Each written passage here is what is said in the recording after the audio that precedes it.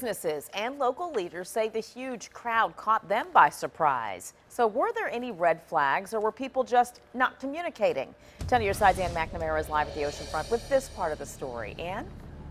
We know that police knew college weekend was coming. We know hotel owners knew college weekend was coming. And we know city officials knew college weekend was coming. The problem is they expected a much smaller crowd than they got. As you heard Andy say, 30,000 people. And they actually did have extra police staffing, but it was not enough for what Councilman John Earn calls a spring break mentality.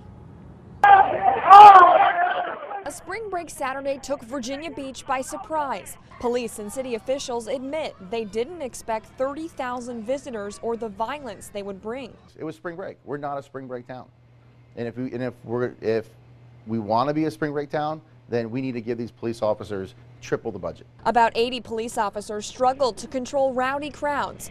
Business owners say they were blindsided, but in retrospect, there were early warning signs something was up. On an otherwise slow April weekend, the hotels were booked. I don't think that as a hotel community that we were really geared up for that spring break mentality. Beach Councilman John Earn says hotel headcounts play a key role in how police prepare for events. What made this weekend challenging? Most of the rooms were booked online. Our ability to really track who's coming is limited even further by the fact that a lot of times we don't have a contact with a customer until they actually get here. When guests arrived, hotel owners realized many brought dozens of friends. I go to HU University, man. People city leaders did not plan for in their estimates. I think that if the city works together, we have a plan.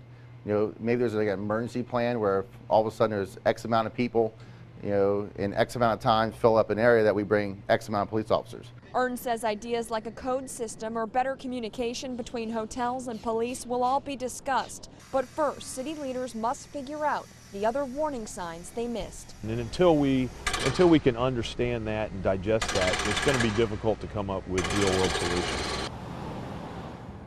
And they're talking about what those solutions may be, possibly some kind of code system to alert different amounts of police officers based on how many people appear at the oceanfront on a certain night. That's one idea. Another business owner mentioned to me, she said, typically when we have events down here, and they're probably city sanctioned events, but typically they send out an email blast. Everyone, heads up, you might want to prepare. We're going to have big crowds this weekend. That did not happen this weekend. She says she wishes it did, and perhaps next year it will. We'll have to see how those city council talks and the police talks go. Live in Virginia Beach, I'm Ann McNamara, 10 on your side.